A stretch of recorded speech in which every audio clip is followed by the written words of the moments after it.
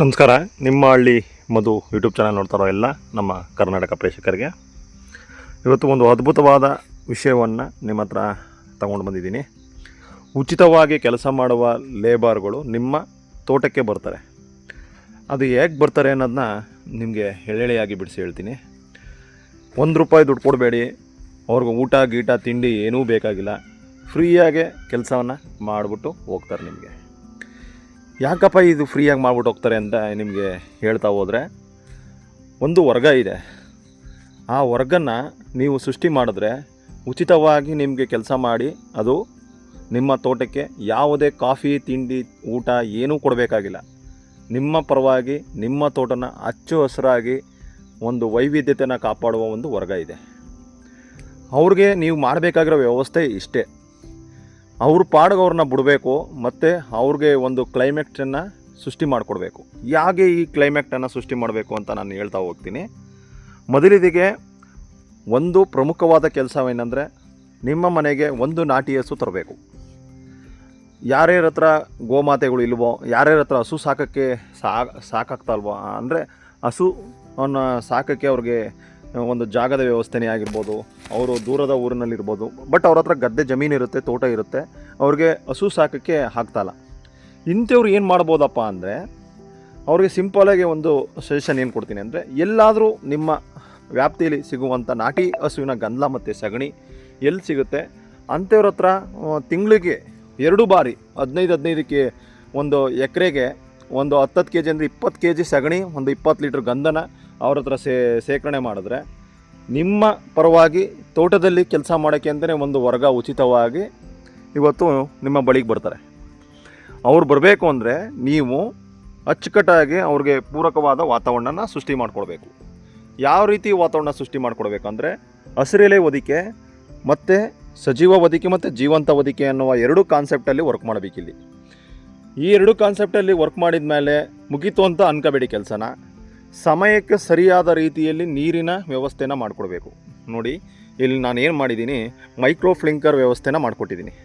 Micro ಫ್ಲಿಂಕರ್ ಏನಂದರೆ ತುಂತುರು ಹನಿಯ ಒಂದು ಸಮಾಗಮ. ಇದು ಈ ತುಂತುರು ಹನಿ ಮೂಲೆ ಮೂಲೆಗೂ ನಿಮ್ಮ ತೋಟದ ಸುತ್ತ ಯಾವುದೇ ಬಾರ್ಡ್ರ್ಗಳಲ್ಲೂ ತೇವಾಂಶವನ್ನು ಸಿಟೀಕರಣ ಮಾಡಿಕೊಡೋಕ್ಕೆ ಒಂದು ಅವಕಾಶವನ್ನು ಮಾಡಿಕೊಡುತ್ತೆ.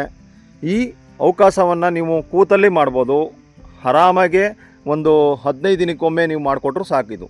ಈ 15 ದಿನಕ್ಕೊಮ್ಮೆ ನೀರು ಕೊಡಬೇಕಾದ್ರೆ ನೀರಿನ ಕೆಪಾಸಿಟಿ ಚೆನ್ನಾಗಿರಬೇಕು. ನಿಮ್ಮ ತೋಟನ ಹಚ್ಚ ಹಸಿರಾಗಿಡಬೇಕು ಅಂದರೆ ಹೊದಿಕೆ ವೆರಿ ಇಂಪಾರ್ಟೆಂಟ್. ಯಾಕಂದರೆ ಸೂರ್ಯನೇ ಸಾಕ 32 ರಿಂದ 33 ಡಿಗ್ರಿ 40 ಡಿಗ್ರಿ ಗಂಟೆ ಹೋಗುವಂಥ ಚಾನ್ಸಸ್ ಇದೆ ಈ ಸಲ.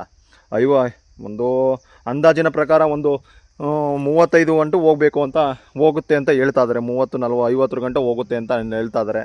ಸೊ ಆ ರೀತಿ ಆದಾಗ ನಮ್ಮ ಭೂಮಿಗೆ ತೇವಾಂಶವನ್ನು ಕಾಪಾಡ್ಕೊಳ್ಳೋಕ್ಕೆ ಒಂದು ಸರಿಯಾದ ರೀತಿಯಿಂದ ವ್ಯವಸ್ಥೆಯನ್ನು ಮಾಡಿರಬೇಕು.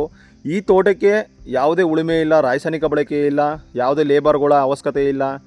ಒಂದು ಸಲ ನಾನು ಏನು ಮಾಡಬೇಕು ಅದನ್ನು ವ್ಯವಸ್ಥೆನ ಸರಿಯಾದ ರೀತಿಯಲ್ಲಿ ಮಾಡಿದರೆ ಒಂದು 20-25 ವರ್ಷ ಯಾವುದೇ ರೀತಿಯ ಖರ್ಚಿಲ್ಲದೆ ನಾನು ತೋಟವನ್ನು ಮೇಂಟೈನ್ ಮಾಡಬಲ್ಲೆ. ಈ 1 ಎಕರೆ ತೋಟನ ಮೇಂಟೈನ್ ಮಾಡ್ತಾರದು ಒಬ್ಬರೇ, ಅಂದರೆ ಒಂದು ನಾಟಿ ಹಸು ನಾನು ಇಬ್ಬರು ಸೇರಿಕೊಂಡು ಈ ತೋಟನ ಫಲವತ್ತತೆಯನ್ನು ಮಾಡಿಕೊಟ್ಟಿದ್ದೀವಿ. ನಮ್ಮ ನಾಟಿ ಹಸುನ ಸರಿಯಾದ ರೀತಿಯಲ್ಲಿ ಅದಕ್ಕೆ ಒಂದು ವ್ಯವಸ್ಥೆ ಒಂದು ಅರ್ಧ ಗಂಟೆ 2 ಅವರ್ ನಮ್ಮ ತೋಟ ಸುತ್ತಮುತ್ತ ಬದಗಳಲ್ಲಿ ಮೇಯಿಸ್ಕೊಂಡು ದಿನನಿತ್ಯ ನನ್ನ ಯೂಟ್ಯೂಬ್ ಚಾನಲಲ್ಲಿ ನೋಡಿದ್ರೆ, ನೀವು ರೀಲ್ಸ್ಗಳಲ್ಲಿ ನೋಡಿದ್ರೆ ನಾನು ಏನು ಕೆಲಸ ಮಾಡ್ತಾಯಿದ್ದೀನಿ ಅಂತ ಗೊತ್ತಾಗುತ್ತೆ. ಇಷ್ಟು ಸಿಂಪಲ್ ಆದಂಥ ಒಂದು ವ್ಯವಸ್ಥೆ ಇದು. ಇಲ್ಲಿ ಅಚ್ಚುಕಟ್ಟಾಗಿ ನೋಡಿ, ಈ ಕೋಕೋ ಗಿಡನ ಹುಳ ಹಾನಿ ಮಾಡಿದೆ. ಇದಕ್ಕೆ ನಾನು ಔಷಧಿ ಹೊಡಿತೀನಿ ಅಂತ ಅನ್ಕೋಬೇಡಿ. ಇದೇ ರೀತಿ ಕೋಕೋ ಗಿಡಗಳ ಮುಂಚೆನೇ ಒಂದು ಕೋಕೋ ಗಿಡನ ಹಾನಿ ಮಾಡಿತು. ಸೊ ಈಗ ಅದು ಹೇಗಿದೆ ಅನ್ನೋದನ್ನ ತೋರಿಸ್ತೀನಿ ಬನ್ನಿ. ಯಾಕೆ ಇವೆಲ್ಲ ಹೇಳ್ತಾ ಇದ್ದೀನಿ ಅಂದರೆ, ಒಂದು ಸೈಕಲಿಂಗ್ ಪ್ರೊಸೆಸ್ ಪ್ರಕೃತಿ ತಾನು ಸರಿ ಮಾಡಿಕೊಳ್ಳುತ್ತೆ. ನೋಡಿ, ಈ ಕೋಕೋ ಗಿಡನೂ ಮುಂಚೆ ಎಲ್ಲ ತಿಂದಾಕಿತ್ತು ಎಲೆ ಮೇಲೆ ನೋಡಿ, ಬಟ್ ಮೇಲ್ಗಡೆ ನೋಡಿ ತುಂಬ ಚೆನ್ನಾಗಿ ಬರ್ತಿದೆ. ಯಾಕೆ ಅಂದರೆ ಯಾವುದೇ ಒಂದು ಬ್ಯಾಕ್ಟೀರಿಯಾಗಳನ್ನ ಸಾಯಿಸೋಕ್ಕೆ ಹೋಗಬಾರ್ದು. ಆ ಬ್ಯಾಕ್ಟೀರಿಯಾನ ಆ ಬ್ಯಾಕ್ಟೀರಿಯಾ ಸಾಯಿಸೋಕ್ಕೆ ಹೋದರೆ ಇನ್ನೊಂದು ಬ್ಯಾಕ್ಟೀರಿಯಾ ಅದ್ರ ಶಕ್ತಿ ಇನ್ನು ಜಾಸ್ತಿ ಮಾಡ್ಕೊಳ್ಳುತ್ತೆ. ಯಾಕಂದರೆ ಈಗ ಒಬ್ಬರು ಯುದ್ಧಕ್ಕೆ ಹೋದಾಗ ಒಬ್ಬರು ನೋಡ್ದಾಗ್ತೀನಿ ಅಂದರೆ ಇನ್ನೂ ಶತ್ರುಗಳು ಜಾಸ್ತಿ ಆಗ್ತಾರೆ ಹೊರತು ಕಡಿಮೆ ಆಗಲ್ಲ. ಸೊ ಆ ಶತ್ರುಗಳನ್ನ ಜಾಸ್ತಿ ಮಾಡ್ಕೋಬಾರ್ದು. ಮಿತ್ರ ಶತ್ರುಗಳು ಮತ್ತು ನಮ್ಮ ಹತ್ರ ಇರುವಂಥ ಒಳ್ಳೆ ಬ್ಯಾಕ್ಟೀರಿಯಾ ಮತ್ತು ಕೆಟ್ಟ ಬ್ಯಾಕ್ಟೀರಿಯಾ ಸಮಾಗಮನದಲ್ಲಿ ನಾವು ಮೇಂಟೈನ್ ಮಾಡಿದರೆ ನಿಮ್ಮ ಭೂಮಿ ಅಚ್ಚುಕಟ್ಟಾಗಿ ಒಂದು ಫಲವತ್ತತೆಯಾಗಿ ಸೃಷ್ಟಿಯಾಗುತ್ತೆ. ನಿಮ್ಮ ಪರವಾಗಿ ಎರೆಹುಳಗಳು, ಇರುವೆಗಳು ಮತ್ತು ವೈವಿಧ್ಯತೆಗಳು ನೋಡಿ, ಇಲ್ಲಿ ಸಾವಿರಾರು ಇರಗಳು ಕೆಲಸ ಮಾಡ್ತಿದೆ ನನ್ನ ಪರವಾಗಿ. ಇರಗಳು ತಾವೇ ಓಡಾಡ್ಕೊಂಡು ನೋಡಿ ಇಲ್ಲೆಲ್ಲ ಕಾಣ್ತಿದೆ. ಬಟ್ ಈ ಕ್ಯಾಮ್ರಾ ಮೊಬೈಲ್ದಾಗಿರೋದ್ರಿಂದ ಕ್ಲಿಯರಿಟಿ ಕಾಣಲ್ಲ. ನಮ್ಮ ಪರವಾಗಿ ಅವರು ಕೆಲಸ ಮಾಡ್ತಾ ಇರ್ತಾರೆ. ಇಲ್ಲಿ ಎರೆಹುಳಗಳ ಸಂಖ್ಯೆನೂ ಜಾಸ್ತಿ ಇದೆ. ಆ ಎರೆಹುಳಗಳ ಸಂಖ್ಯೆ ಹೆಂಗಿದೆ ಅನ್ನೋದನ್ನು ನಿಮಗೆ ತೋರಿಸ್ತೀನಿ. ತುಂಬ ಅದ್ಭುತವಾಗಿ ತೋಟ ಬರ್ತಿದೆ. ಸೊ ಈ ರೀತಿ ತೋಟನ ನೀವು ದಯವಿಟ್ಟು ನಿಮ್ಮ ಪರವಾಗಿ ಯಾವುದೇ ಲೇಬರ್ಗಳ ಕೆಲಸ ಬೇರೆಯವರು ಬಂದು ಮಾಡೋಂಗಿಲ್ಲ, ಅವರೇ ಬಂದು ಕೆಲಸ ಎಷ್ಟು ಚೆನ್ನಾಗಿ ಮಾಡ್ತಾರೆ ನೋಡಿ. ಇಲ್ಲಿ ಕಾಣ್ತಾ ಇರ್ಬೋದು ಇರುವೆಗಳು, ಸಾವಿರಾರು ಇರುವೆಗಳು ಎಷ್ಟು ಚೆನ್ನಾಗಿ ಕೆಲಸ ಮಾಡ್ತಿದೆ ಅನ್ನೋದನ್ನ. ನಮ್ಮ ಪರವಾಗಿ ನಮ್ಮ ತೋಟನ ಈ ಬೇರಿಗೆ ಗಾಳಿ ಆಡೋ ವ್ಯವಸ್ಥೆನ ಮಾಡಿಕೊಟ್ಟು ಈ ಸಾವಿರಾರು ಇರುವೆಗಳು ಮಣ್ಣಿನ ಒಳಗಡೆ ಹೋಗಿ ಬಂದು ಚೆನ್ನಾಗಿ ಅಚ್ಚುಕಟ್ಟಾಗಿ ಹಚ್ಚ ಹಸಿರಾಗಿ ಮರನ ಇಡ್ತಿದೆ, ಅಡಿಕೆ ಮರನ. ಸೊ ಯಾಕಿದೆಲ್ಲ ಎಲ್ಲ ಮರನೂ ಇದೇ ರೀತಿ ಇದೆ. ಕ್ಲೈಮೇಟ್ ನೋಡಿ ನಮ್ಮದು ತೋಟದ್ದು ತುಂಬ ಅದ್ಭುತವಾಗಿದೆ. ದಯವಿಟ್ಟು ಈ ರೀತಿ ಕೃಷಿಗಳನ್ನ ಮಾಡಿ ನಿಮ್ಮ ಮುಂದಿನ ಪೀಳಿಗೆ ಅಂದರೆ ನಿಮ್ಮ ಮಕ್ಕಳಿಗೆ ಒಂದು ಸರಿಯಾದ ರೀತಿಯ ಭೂಮಿಯನ್ನು ನಿಮ್ಮ ಮಕ್ಕಳಿಗೆ ಕೊಟ್ಟಿದ್ದೆ ಆದಲ್ಲಿ ಯಾವುದೇ ರೀತಿಯ ಟೆನ್ಷನ್ ಇಲ್ಲದೇ ಅವರು, ಯಾಕೆಂದರೆ ಇತ್ತೀಚಿನ ದಿನಗಳಲ್ಲಿ ವಾರಗಳು ಅದು ಇದು ನಡೀತಿದೆ. ರಾಸಾಯನಿಕ ಬಳಕೆಗಳ ಮಾಡೋಕ್ಕೆ ರಾಸಾಯನಿಕಗಳೇ ಸಿಗೋದಿಲ್ಲ.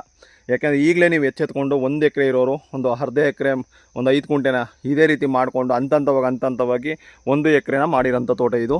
ಸೊ ನೀವು ಅದೇ ರೀತಿ ಮಾಡಿದ್ರೆ ಮುಂದಿನ ದಿನಗಳಲ್ಲಿ ಈ ದೇಶದ ಒಂದು ಎಕಾನಮಿನೇ ಉಳಿಬೋದು.